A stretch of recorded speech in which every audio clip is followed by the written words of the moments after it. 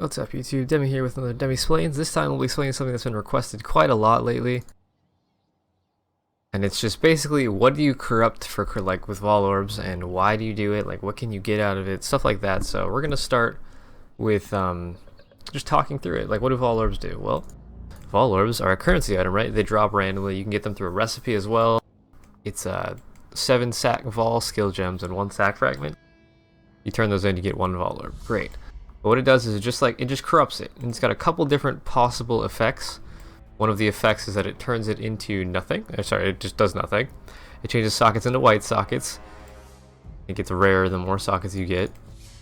You can reroll the item into a rare with random sockets. So you can get 6 links, you can get 5 links, you can get 6 sockets with no links. You get 6 random affixes. If it's a map though, you get 8 random affixes. Or you get a new implicit. Implicits are the rolls on top of the line. So on this item, this is the implicit. You can change this to be something else. If an item doesn't have an implicit, like a chess piece or whatever, you can add an implicit. It would go above this line again. Oops. And you can also turn items into other items, such as like these two. Certain uniques, Tear Purity converts into Blood of Corruption if you're lucky. Vaal's Vision converts into Malachi's Vision. There's not many of these, but they're pretty cool when you do get them. So I guess now we'll go over the corruption options. I'll have the links to these pages in the description below, obviously.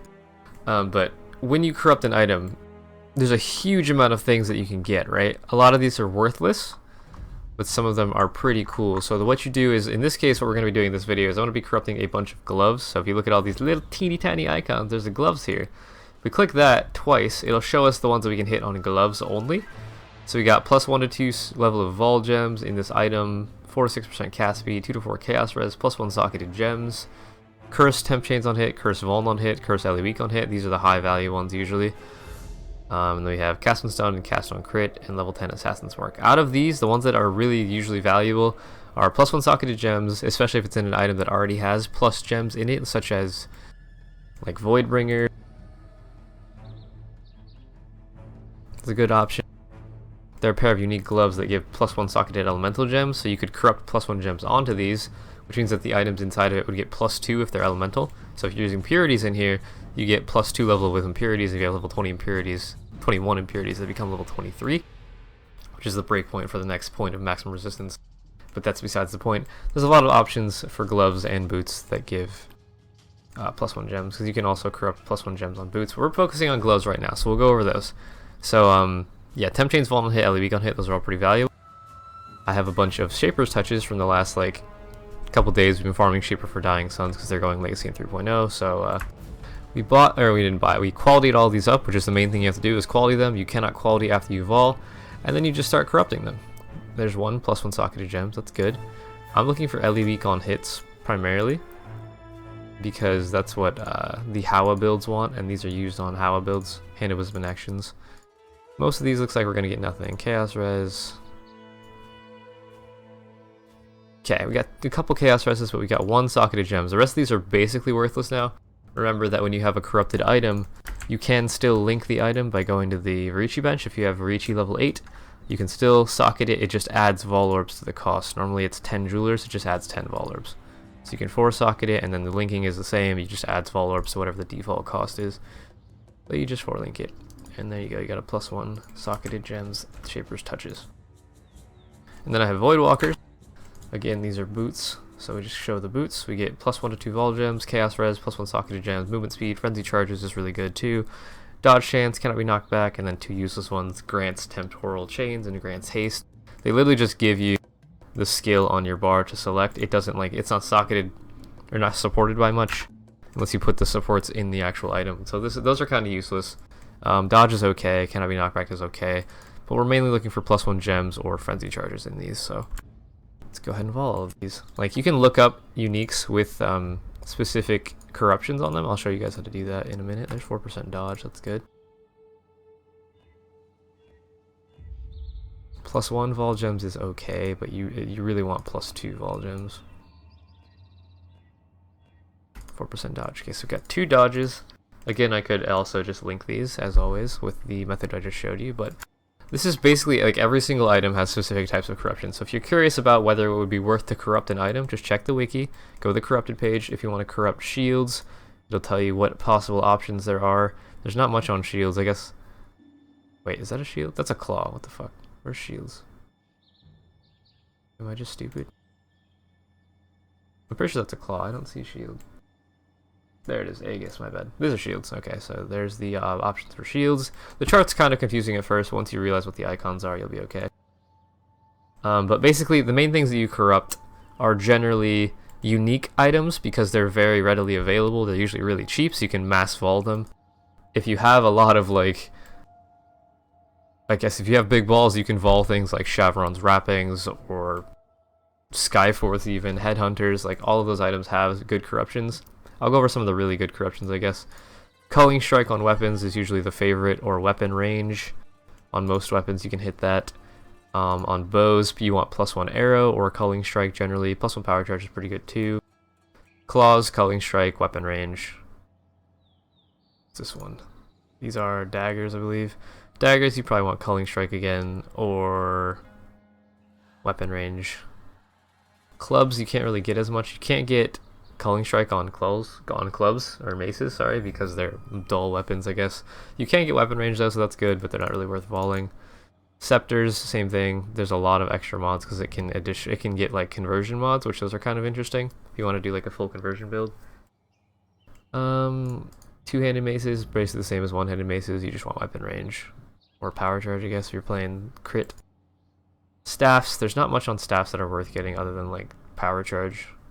Or that's it. The chance to block and chance to block spells are really bad actually because staffs have an implicit block of 18 to 20%, so you lose that and you get 2 to 4% block. That's pretty bad. Level 1 increased AoE is pretty cool as well because it can turn your 6-link staff into a 7-link staff, but it's pretty hard to hit. Let's see, we got one-handed swords, probably again still just Culling Strike. Most weapons you don't really want to corrupt unless they're uniques. You just want to spam corrupt them, or you can, like I've seen, there are some really valuable items like Edzer's Disfavor has weapon range on it. Maybe we can pull it up for those of you that don't know what that is.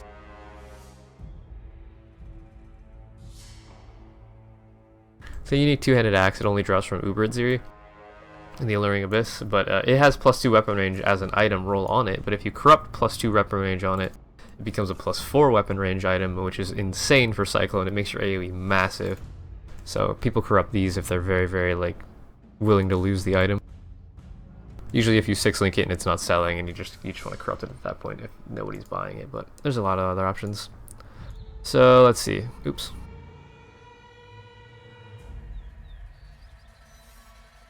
What am I doing? I don't know, sorry. Amulets, the most expensive rolls on amulets are usually +1 additional curse. It's the only way to get this through a corruption is only through amulets, so that's like the most valuable.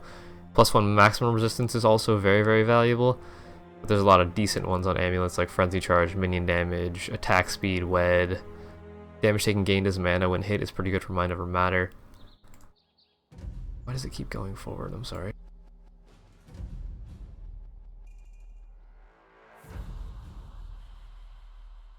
Okay, anyways. I guess there's an important thing here. Once you use a Vaal Orb on an item, you cannot alter it further with orbs or restore it with an Eternal Orb imprint. So if you had a mirror item and you vaulted it, you could not Eternal it back to pre-Vaal Orb. It's stuck there. So the only thing you can do is socket, link, and color it with Ricci. That's it. What else we got? Rings don't really have many useful corruptions. There's really no point in corrupting with rings unless you want damage taken gained as mana. That's the only kind of useful one. Belts. Highest value on belts is almost always Endurance Charge. It's the only way to get +1 Endurance Charge through corruptions. And then I guess the other decent ones are like Skill Effect Duration and increased AoE, because that applies to all your skills. On quivers, it's pretty much just +1 arrow. Some builds like my Blaster and Lightning Arrow really want a conversion type quiver, so I've Fizz to Lightning. It depends on what you're playing, but you can go for any of those as well. Shields we already went over. Helmets, there's really no reason ever to corrupt a helmet, because helm enchants from Labyrinth exist, and those are incredibly powerful, and if you corrupt an item, you lose the ability to enchant it, and it can replace the implicit. The exception to this rule for me is the cannot leech life from you for PvP. This is an incredibly good mod, and I also use it. I usually get it on the Vertex, which is a unique mask that only drops from Uber Ziri, sorry. Why am I unable to use search engines? So this has the line, enemies cannot leech mana from you, so it's a helm, right? If I corrupt it with cannot leech life from me, nobody can leech jack shit, which is really helpful when people are using Vingtar's builds or Volpack builds. They can't leech ever, which means that they're just like, what the fuck, where's my mana, where's my life, and then they just die, and it's great. Then we go to chess pieces. Chess pieces are like +1 socketed gems is very valuable, and +1 maximum resistance is very valuable. Other than that, there's not too many things, there's too many reasons to vault it. Those are both very rare corruptions, so hitting those is pretty hard. If you look at the volleying a quad tab of Incandescent Hearts video, just search for that, or check my YouTube channel. We volled 97 Incandescent Hearts. I got 1 +1 socketed gem and 1 +1 max res, and those were both fairly lucky things to hit out of that batch. Ready to gloves, basically just want curse on hit. Boots, the only way to get frenzy charges is corrupting boots. So it's like endurance charges, belts, frenzy charges is boots, power charges is weapons or amulets, and then whatever the fuck, what is this? Oh, those are jewels. These are unique, these are jewel corruptions, sorry. So the main valuable jewel corruption is you are immune to silence. Silence is a status effect that makes it so you can't cast spells, including cast on crit spells or cast on channeling spells, etc. You can't cast anything, so that's very important for casters at endgame. A lot of cast on crit discharge builds will always have one of these, so they can keep killing things after they get silenced. Other than that, increased damage while dead is kind of funny, and reduced character size. There's some characters on standard that have incredibly small characters. It's because they have a bunch of these jewels equipped. The only other way to get reduced character size is by equipping a rat's nest, I think.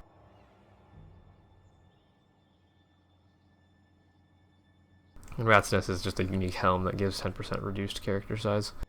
But yeah, that's basically all of the high value corruptions, I guess. I hope this helps. I hope you guys learned something. As always, if you enjoyed the video or you learned something, hit like, leave a comment, subscribe. If you have any suggestions for the next Demi Splains, keep on suggesting them in the comments and I'll keep making these. I hope you guys enjoyed the end of Legacy League, and 3.0 starts relatively soon, so good luck in Fall of Oriath, Harbinger League, and I'll see you guys in the next video. That'll be Demi out.